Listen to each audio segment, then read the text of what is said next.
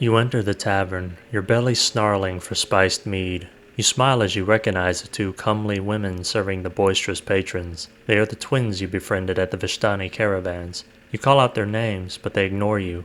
Your brow furrows and you almost call out again, but you stop yourself.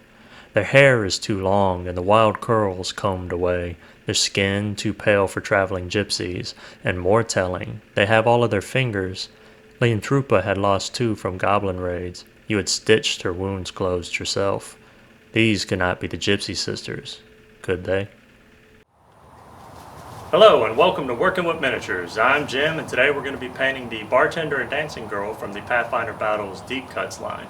We'll be using the Army Painter Mega Paint set, the Army Painter Skin Tone set, and the Army Painter Speed Paint Starter set. Somehow I ended up with duplicates of these miniatures, so I'm going to do a little experimentation with primers. We're going to get right to it after I fix my neighbor's lawnmower weed eater hybrid thing. Let's get started.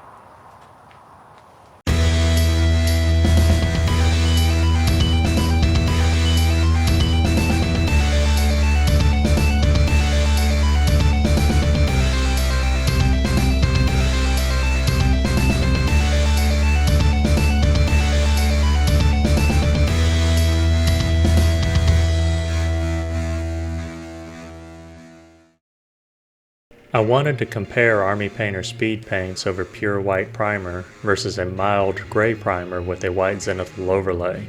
For the first two figures I mix white with Panzer Gray for the base and then spray white from overhead. For the other two miniatures I only use white primer.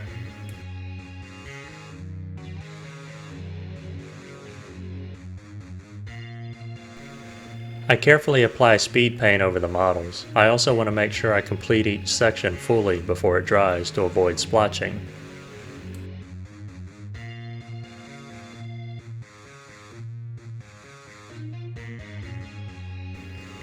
As I continued applying the base coats, I decided to throw caution to the wind, wanting to see how well varnishing remedies reactivation.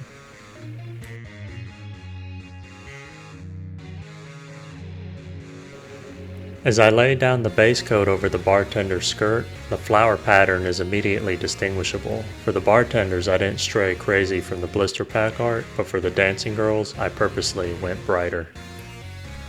For the corset and stockings I used Gravelord Gray as I was wanting to try for a sheer effect.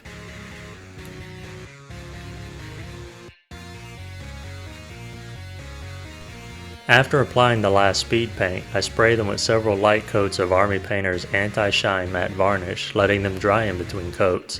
Taking the time for this extra step didn't bother me, as I generally take several days to paint miniatures. If you like batch painting or prefer to paint non-stop, then consider Citadel's contrast paints. Many people state they don't have reactivation issues, but personally I've experienced it with speed paints. After varnishing, I begin base coating the remaining unpainted areas and begin building up the highlights.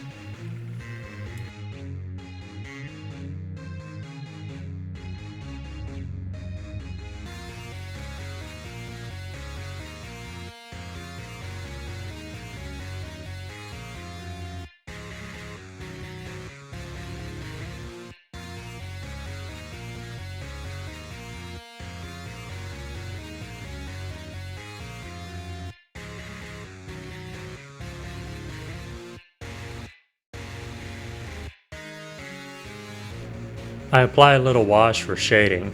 Next time, I want to use darker base coats before building up too much lighter highlights for larger gaps and contrasts.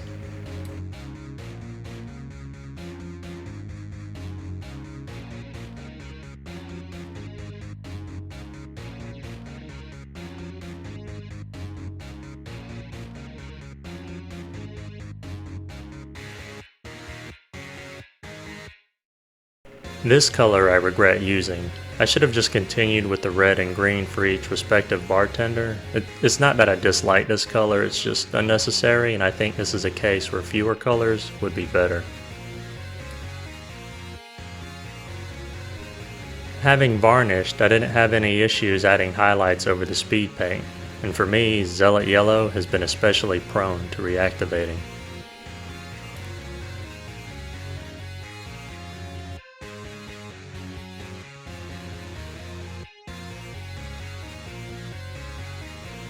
With the clothing done, I move on to the Army Painter skin tones. I definitely want to experiment with these more, specifically the darker skin tones, but for this video, I decided to paint all 4 of them the same. I plan to use these for a Dungeons & Dragons storyline where a mother had to make the hard choice of abandoning 2 of her quadruplet babies. The 2 were found and raised by gypsies, and the mother has now learned they survived, and the secret is about to come out.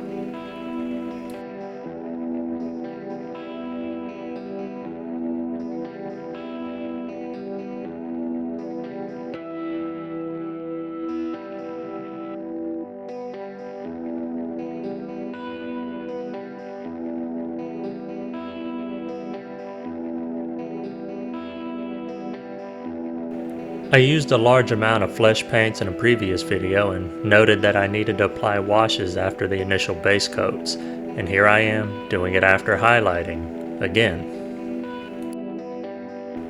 I also told myself to start with darker metallics, as they are so reflective that it's difficult to differentiate highlights from the base coats, and here I'm making the same mistake again.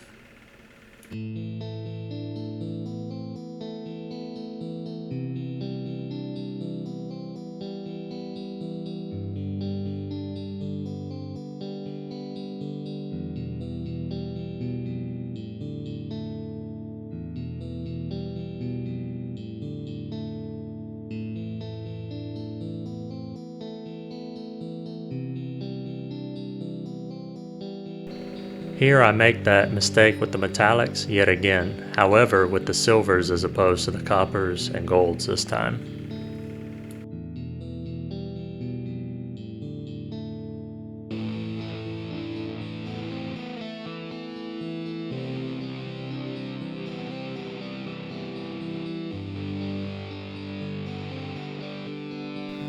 The third time was the charm, where I finally remembered to throw down a significantly darker base than the highlights, and it did make them stand out much better.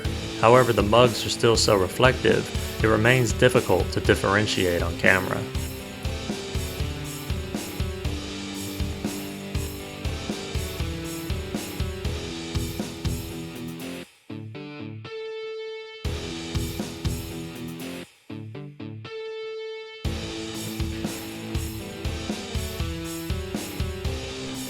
I mixed some of the skin tone set's Garnet Pigment Toner and Mixing Medium to add just a little color under the cheeks and near the armpits.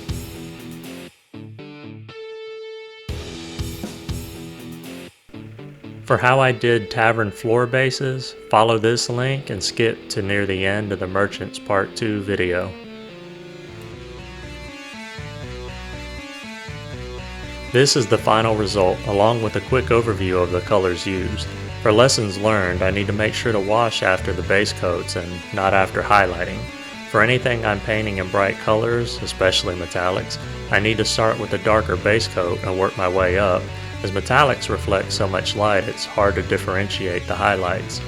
And when it comes to speed paints, I need to make sure I drag the colors into the recesses and spend a little more time wicking away excess. I have multiple spots where I let the speed paint get splotchy. As a final note, the speed paint had all but covered the zenithal priming and made that step moot. That's going to wrap it up for today. I hope you learned something or were inspired to start or expand your own collection. If you have any questions or comments, please leave them below. If you like the content of this video and would like to see more, please like, share, and subscribe. Until the next time, this is Jim with Working with Miniatures. Truly grateful for your time, and I bid you a fond farewell. Until the next video.